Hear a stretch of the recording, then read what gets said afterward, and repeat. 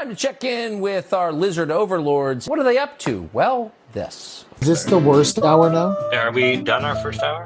Yeah, we're into our worst hour now. Keep your expectations of this episode low. Starting the worst hour now, I feel like we've crossed into like maybe not great content hour. Welcome to our worst hour. Did that clamp work to put the wall together? Which one? The grapple? Yeah. No. When you put it on the excavator and you were like, we're going to use this to put the It wall in looks place. so fucking cool, but honestly, it won't stop leaking. It's not a good design. Like the way the hydraulics are looped under there, the hose rubs against one of the elbows on the grapple, and it keeps breaking the seal. So there's hydraulic fluid spilling out everywhere. We have a clamp that was left over from another wall job that belongs to the wall company, completely unrelated to this wall. And we forgot to return it somehow. So it's been in our possession for 2 years now. And that's the clamp that we've been using to build this wall.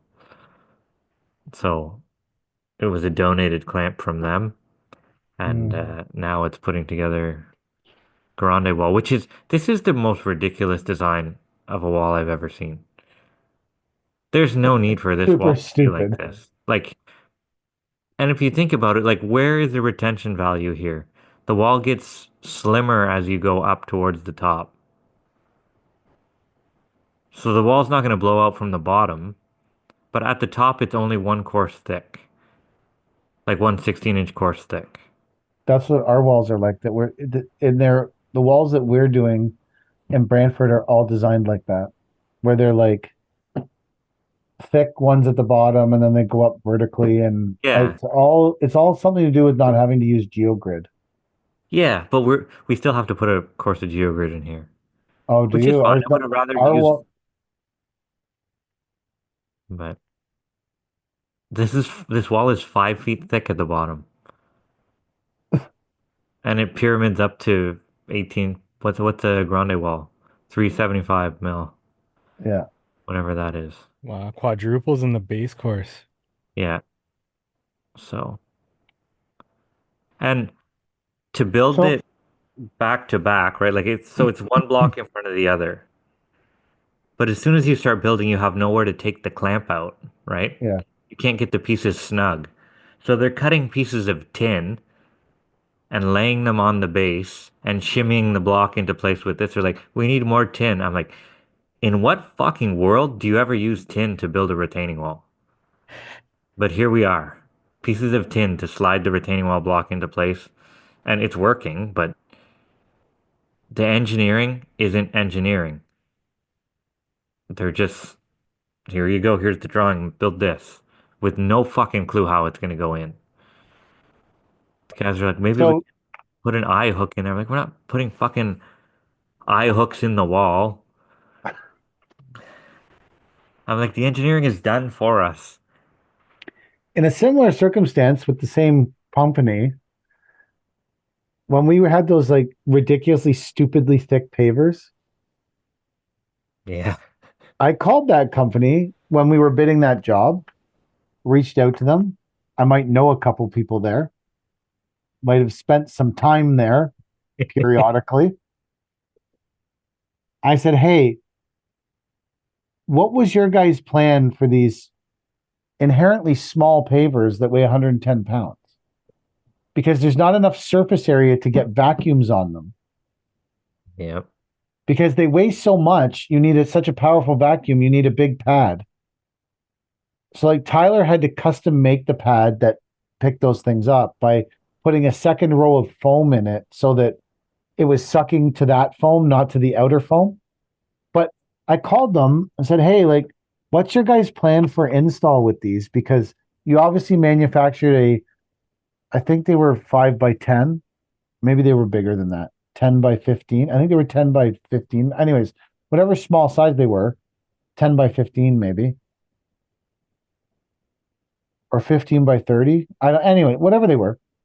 It I said, what's your plan for install of these things that weigh 110 pounds each?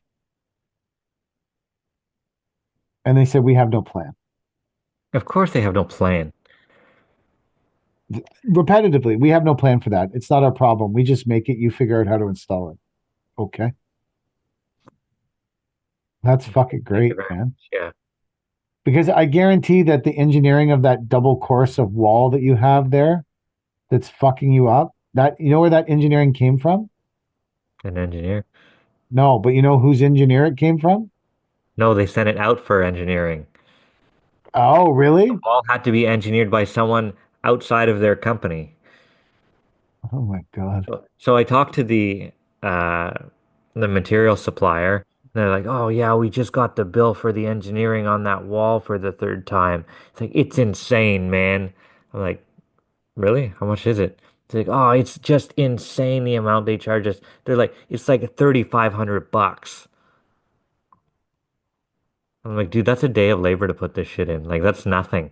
Like I'm fighting to put one course snug behind another course, and you're worried about $3,800?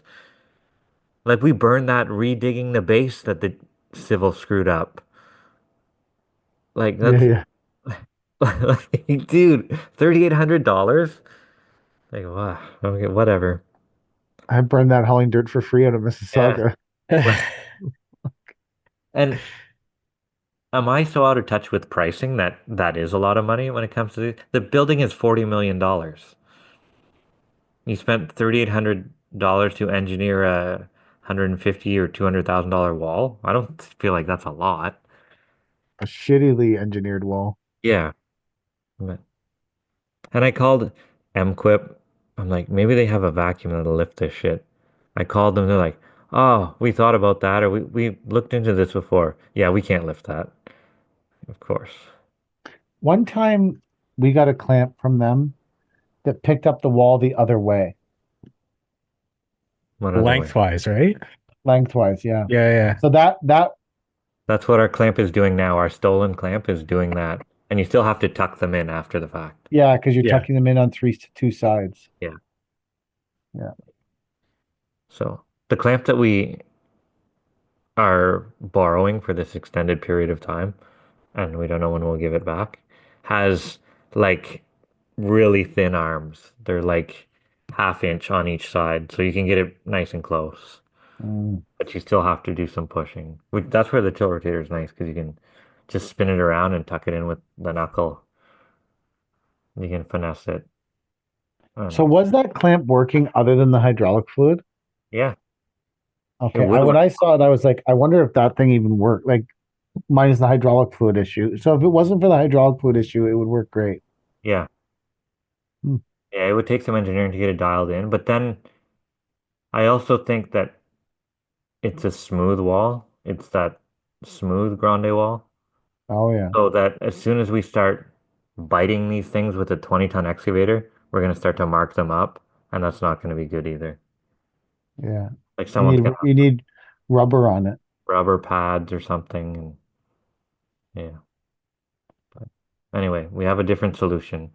As we always do, we find a different way so that plants 10. are collecting dust.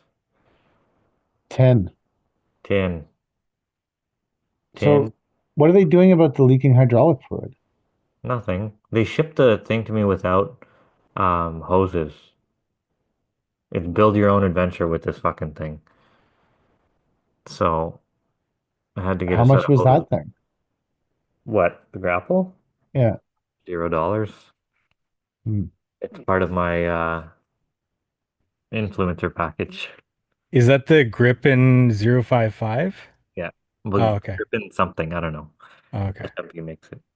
But it's a nice grapple, but it's not working for me. So Because leaking hydraulic fluid everywhere. hydraulic fluid everywhere. Yeah. So Listen, we're going through 200 bucks worth of hydraulic fluid a day here. Never mind the environmental impact. it was $800 to get the hoses made. I so one thing that happened to me this week is a story that you will love, Chad. Okay. So in my adventure with the cheap pickup trucks, Oh no. no, well, so I got it in my head that I really wanted a Toyota Tundra because I'm only buying 1,500 pickup trucks. So I really wanted a Toyota Tundra. So I have a bunch of pickup truck stories the last 2 weeks. A long time since. So I found this Toyota Tundra at Whitby Toyota, and they wanted $8,500 for it as is on the lot. So I drove it around the lot. Drove it around, seemed pretty good. It's really nice inside. I really liked it. The guys were excited about getting a Toyota for whatever, I guess because they're just done with the 3 American ship box truck manufacturers. And so we bought it for $8,500, and we got a cap for it for $400 because there's not that many people looking for contractor caps for a 2008 Toyota Tundra. So the market for selling your contractor cap for a 2008 Toyota Tundra is slim. So you can buy a $4,000 cap for $400, put it on. It has a 10-day temporary pass on it. Trip pass or whatever. So we took it in to get it certified. And when we bought it, I knew there was some some rusty spots in the box at the back. But other than that, the truck had been rust proofed every other year since brand new, and the truck was in really good shape, other than these rust spots in the bed. So I had the fabricator at the yard weld them up before we sent it in for certification. He welded them up, caps on it. Truck is looking dialed in, goes in. It's there we take it in yesterday morning. Guy calls me at like noon. He's like, "Hey man, what's up with this truck?" I'm like, "I don't know, bro. It just needs to be certified." He's like, "Yeah, I don't know if this is the truck you want to do that to." I'm like, "Oh, perfect." Like immediately thought, well, Chad might have been right about this one. At least I've still got his Diet Coke. I go, all right, well, how much is it going to cost certified? Wow. I think it's going to be like $6,000. I'm like, yeah, hmm. So, okay.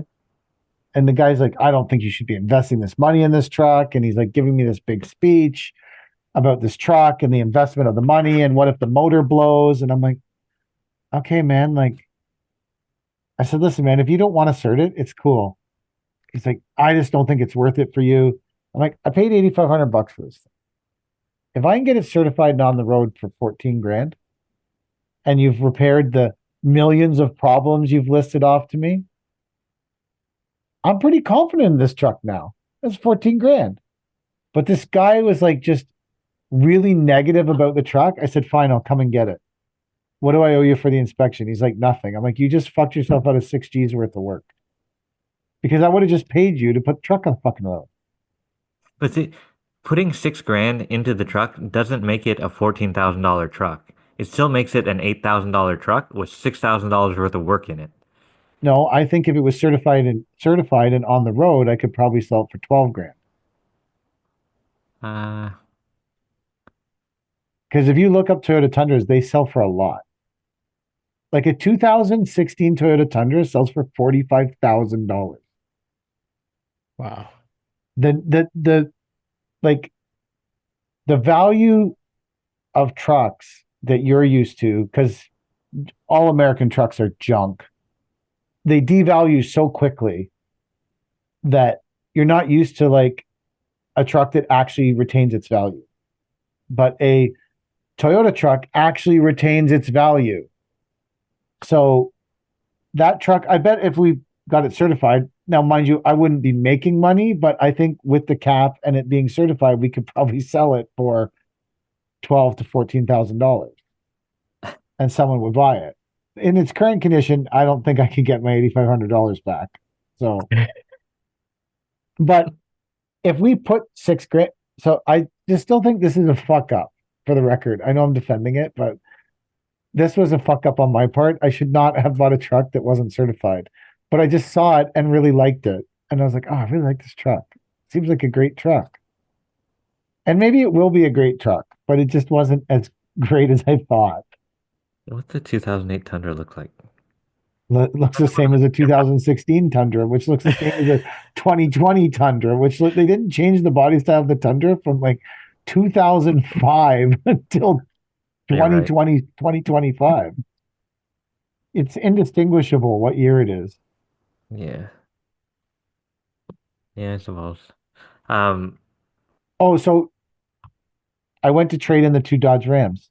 Sorry, did you have something different you want to talk about? my Go Ram ahead. dealer called me today. It's the first time ever after the fact that an equipment dealer or a truck dealer or anything has called me after the fact to ask me how the truck was doing or how the equipment was doing. I'm like, I think it's good. Father-in-law has it. Haven't heard anything bad about it. I'm like, okay, good. Just wanted to check.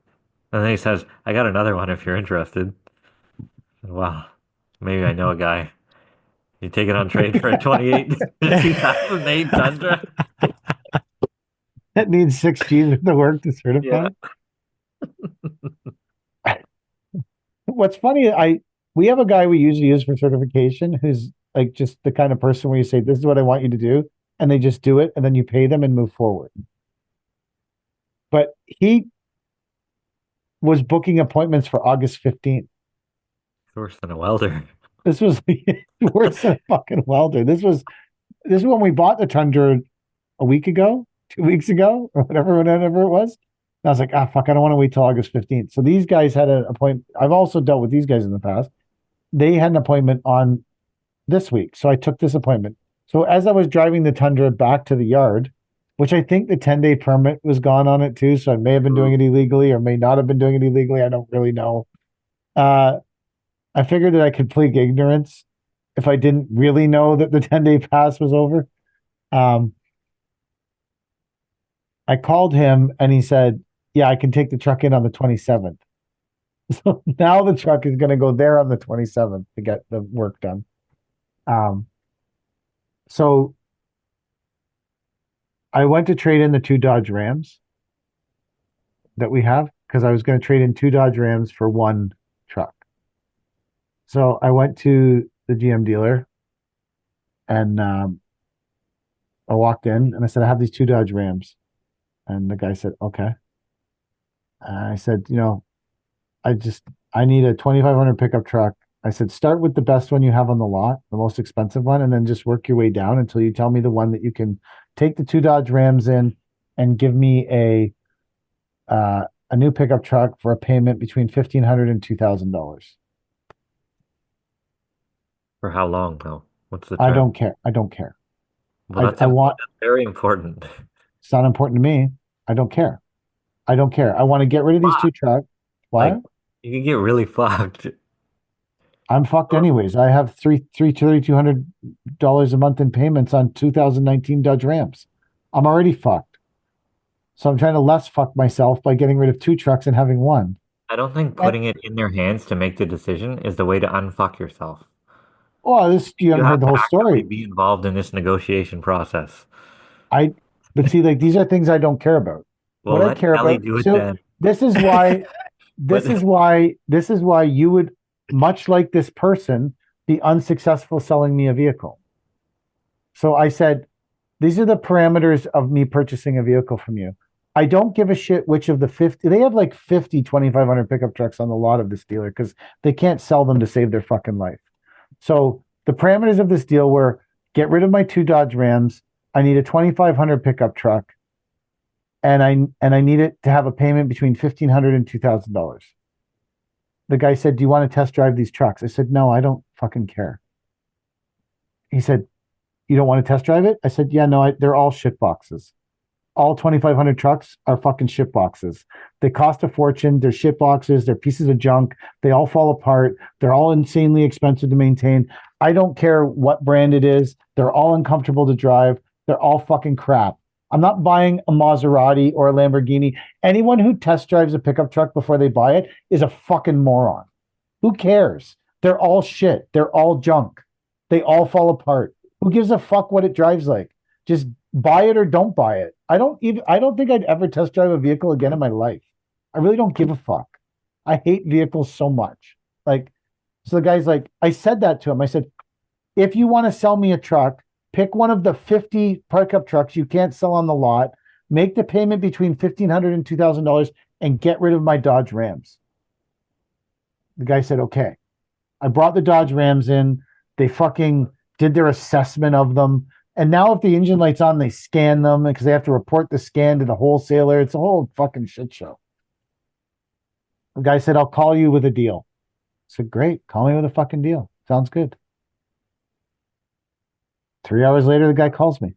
Hey, man. I said, hey, bro. He said,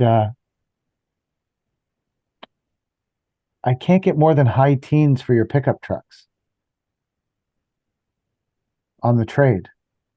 I said, you didn't listen to anything I said to you. Fuck off. And hung up.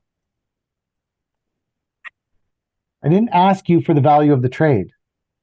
I told you, get rid of the 2 Dodge Rams, get me a payment between $1,500 and $2,000 in a $2,500 pickup truck. I don't care if it's gas. I don't care if it has cloth seats. I don't give a fuck about anything. They're all shit. I don't want to drive one. I don't want to own one. But I have to, because this is what I chose to do with my fucking life.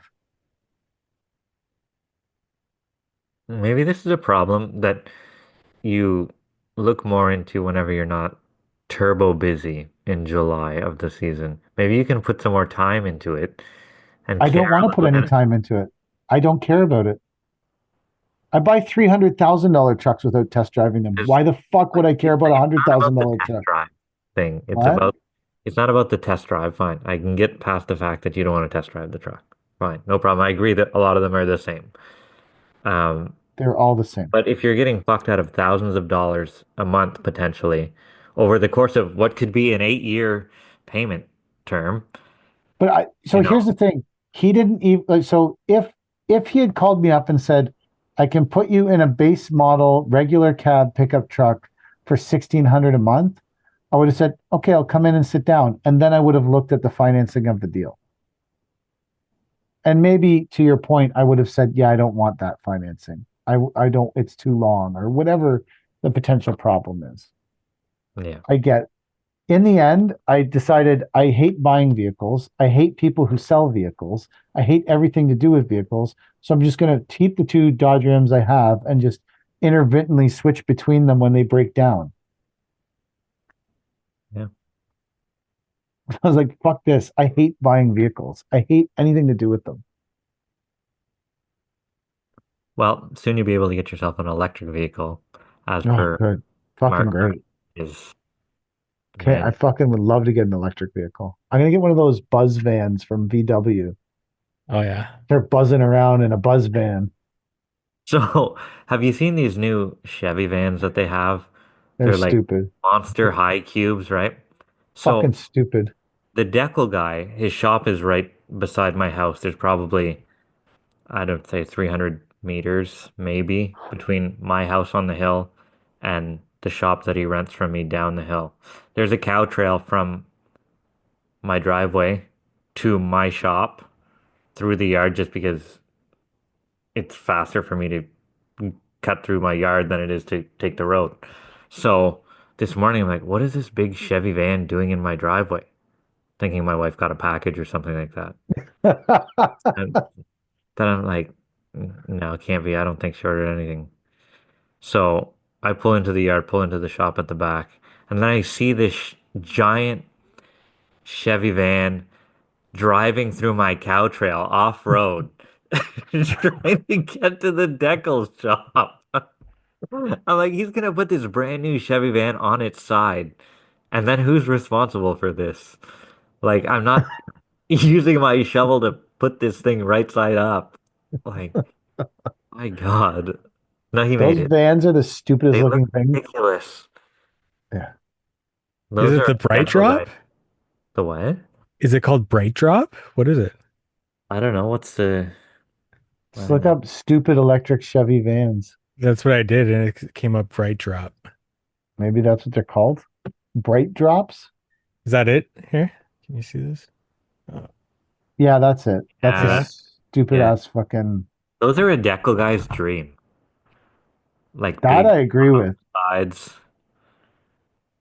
I'm sure the decal guys engineered those or something. What are they, like Amazon vans? Are they the new like thing for Amazon? Maybe they're going to be Amazon vans. Seems like something Amazon would be. Hmm.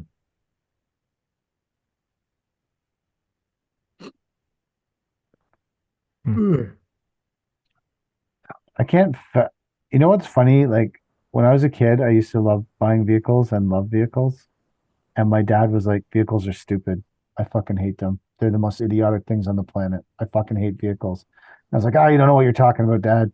You have no idea what you're fucking talking about. Vehicles are the best things ever. And now at 50, I'm like, I am my dad.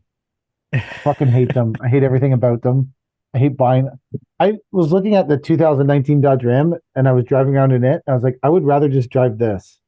It exists. It's here, but it needs a whole bunch of shit done to it. It's got power steering fluid leak and an engine light on, and the fucking U joints are clacking so bad. You fucking drive down the highway. I'm like, are the wheels gonna fall off this on this trip to fucking Brantford?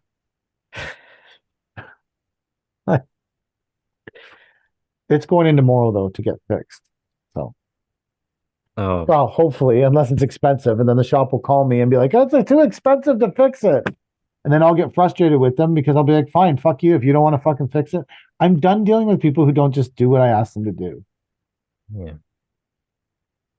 If you don't just do what I ask you to do, I'm just going to not use your services. Yeah. Um, we got a load of armor stone yesterday. They brought it in a like those are heavy haul trucks, right? So I'm expecting like a big long nose Peterbilt that like Yeah. something that usually comes, young guy driving it, seat slammed all the way to the ground, giant shifter up here. Yeah. Fuck on, dude, you know that type of guy, right? Yeah. It's a new Canadian in a Cascadia. Uh, I'm just like, what the fuck? It's like back in here. I unload it. He comes out in his fucking sandals and his I won't even tell you what else he's wearing. Um, and he starts unstrapping things. I'm like, I don't even know if you can be in my yard in sandals. Like, is there like a rule? Like, can you not set foot in a construction site with sandals on? But he's taking off the chains and stuff and whatever. I'm unloading the armor stone. He's walking into the boom. I'm like, you fucking moron. Like, you've never been around a piece of equipment in your life. Like, these things could crush you. Your safety sandals. And I get finished unloading and he's like, do you have a broom? I'm like, yeah, there's probably one. Just let me take these last couple of pieces off and I'll find you a broom. So then I said, actually, go in the back shop over here. There should be a broom. And he comes back with a rake and a squeegee. And he's like, there's no brooms there. Can I use this? I'm like, well, you can try. I'm like, let me go find you a broom. Got him a broom. Comes back. He's like, oh, thank you so much. You saved my life. The last time I delivered Armorstone, the contractor didn't have a broom and I had to use the paper. Piece of paper. It's like a fucking, I don't know how long those things are, but they gotta be what, 50 feet long? 54-foot trailer, probably. 54 foot long. Yeah. And he had to brush off everything with a slice of paper. He's like, it took me an hour. Why wouldn't he have a blower? I don't know. Not my problem, you know? He needs to have a heart blower in his cab. Yeah, I Oh, have one. hard blower. A Yeah. heart blower. My God. But like so obviously you've been through this problem before. You didn't learn your lesson the first time? He did not learn his lesson the first You should time. have told him, I got no broom, but here's a piece of paper. He did not learn his lesson the first time. No, he didn't learn the lesson. So anyway, I took off before he was done. I hope he didn't steal my broom. Why wouldn't you just have a broom on your truck if you haul I all don't the know. stone ever? It was a sleeper, so and he was an hour late. So I'm And always it's afraid I'm gonna get billed for taking too long to get the stone off. how Like I did you got unload it? the 810 with a grapple. Does that grapple leak? Nope. Well, I did up until last week. I called my friends at McKinnon Field Service and had them ship me some parts. And got that fixed. And got stung by a bee doing it.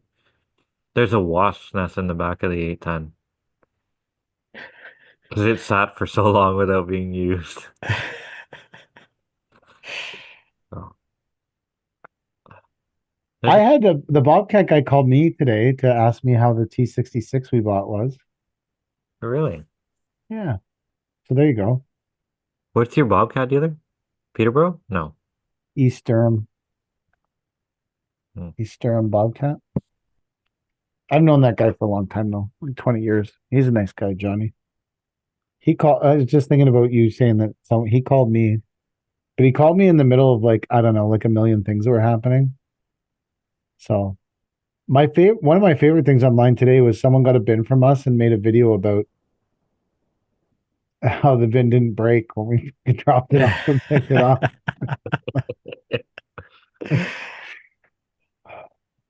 Um, It did get a lot of play on Instagram though. People did like the broken bin. yeah, it was neat to see. I hope my bins never do that. Most people that I also had a lot of DMs with people saying I've never seen that happen to a bin before. I'm No, like, it doesn't yeah, look like it would break in that spot at all. Like it looked like where was it welded where it broke? Like I yeah, it's a weld. Yeah, oh so the weld snapped, and then when the weld snapped, it ripped the two cross members off apart. So okay. the new the fabricator at the yard is welding in the new cross member and then welding that cross member to the actual bin instead of it just floating. So Hmm. a bunch of people told me it was a bad design and that it was tubular frame and blah blah blah, a bunch of other stuff. I got a lot of advice on how to build bins too. And I'm like, I didn't build the bin, man. This is a big time bin manufacturer. They make like a lot of bins. It's not like I bought them off a kid who also had a lemonade stand. It's not like the kid was like, "Hey, I manufacture bins and I sell lemonade on my parents' front porch." Like, it's a bin guy that makes bins. So, anyways, whatever. Live and learn. Yeah.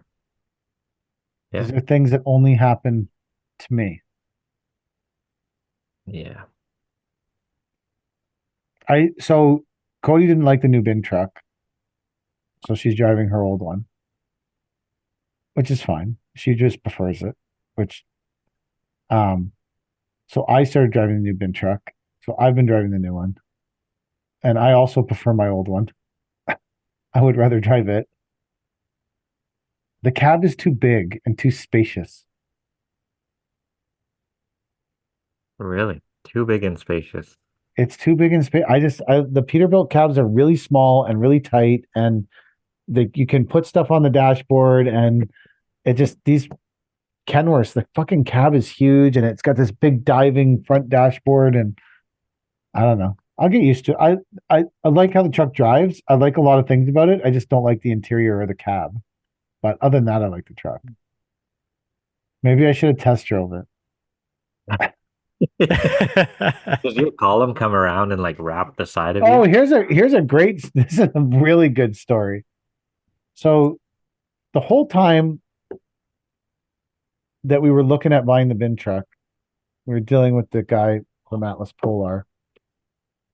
He uh he stressed to us, like stressed that they only sell trucks with Cummins motors in them.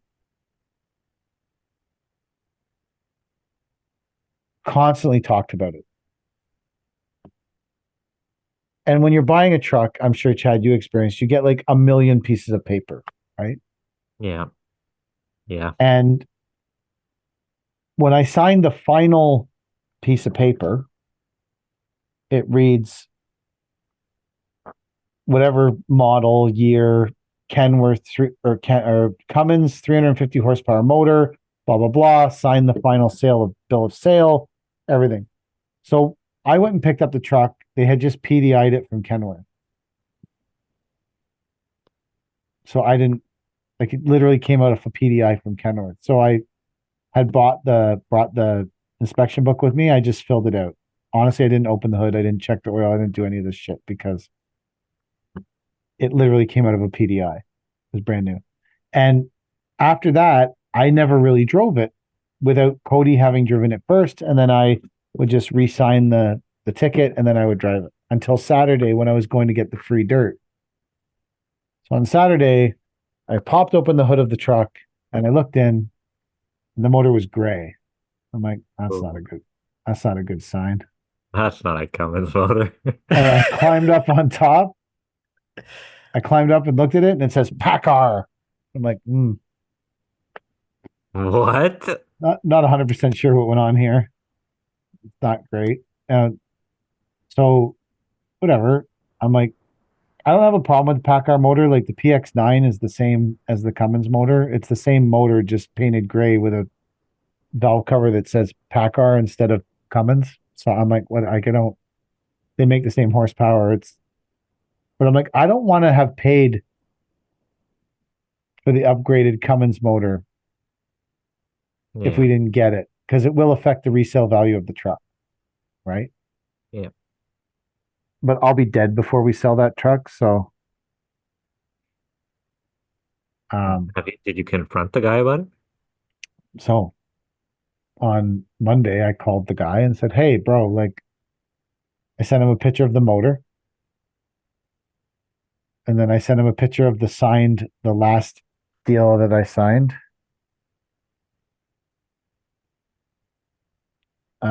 I sent a picture of the final bill or final purchase agreement. That's what it was. That said Cummins, and I sent him a picture of the motor. I called him. I said, "Yo, bro, like, did we get the wrong truck? Because at the dealer there was 17 of these trucks that looked exactly the same when I went to look at them. It's not inconceivable that someone pulled the wrong truck out of the line and then someone built it, assuming it would like no one would." And he was like, "Oh, I don't know. I'll look into this, man. I'll look into it." I said, "That would be great." Yeah. So then he texts me back a build sheet for that serial number of truck that I'm sure at some point I had received in the many thousands of pieces of paper. And on the build sheet, it says PACCAR seat PX9. So he's like, "Yep. So here's the build sheet. It's a PACCAR PX9. And I went, "Okay." And that was the last I heard from the guy. But I thought he told you that they only get Cummins. He did several times. So he's And it bullish. says it on the purchase agreement. But I guess because at some point they had sent me a build sheet that I guess I didn't review it, so I'll take some responsibility there. Or maybe I did review it and didn't notice, or maybe I was busy. So all I really cared about was there was no upgrade in charge on the truck for that motor. So I'm like, as long as I didn't pay an upgraded charge, I don't really care. Because Yeah. what am I gonna do about it? Yeah. The truck, it's like the truck exists, it's here. Well, I'm gonna like, but I was hoping that they would like do more than just send me the build sheet and said, "Here's the build sheet, shows PACCAR." Thanks, bro. Like your bill of sale has got like you could even if you had just called and said, "Hey man, sorry, this was kind of a fuck up on a few different levels, like, but you didn't pay for the Cummins motor, you paid for the PACCAR and whatever." I would have been like, "Cool, bro, sounds good." But that's not what happened. I But asked. while I was driving back from Mississauga back and forth with the free dirt, I also had to lots of time to be like inherently upset about the wrong motor being in the truck. Yeah. Yeah, for sure. Great way to spend my fucking Sunday, baby. Right here. I like after the little fiasco about tightening some fucking nut on your Kenworth that voids the Yes. warranty or something. I called Yeah. my Western Star dealer and I said, Dave, I need you to tell me if there's any clause in that monstrosity of paperwork that you gave me that says the truck has to be at the shop on a certain day or whatever, or it voids the warranty. He's like, there's no such thing. I said, you're straight up with, I said, can you write it in a text message? So we wrote it in a text message. So if I bring it to the Western Star dealer and they say, oh, you had to be back at 40,000 kilometers for a retorque, your warranty is completely void. I'm covered. Mm. So it seems like I'm okay, but you never know. You never know. That guy Never know. gets There's always fired. something else. No. Yeah. That guy gets fired. Fucking, they're like, oh, he was telling people lies. He was Yeah, incompetent. he was lying. He doesn't He's just speak a for the lying company. bastard, that guy. We fired him. Yeah, that You know what happened. was funny? I was driving the new bin truck and this little single axle Hino, like OG, tiny little Hino, came whipping up beside me uh, with this huge dude in it with his like big ape arms hanging over the steering wheel, like in a cab over with his head right against the fucking windshield. Pulled up beside me and he was looking in the truck. And I was like, the fuck is that guy? And I was like, oh, I remember you. You got let go without cause last year.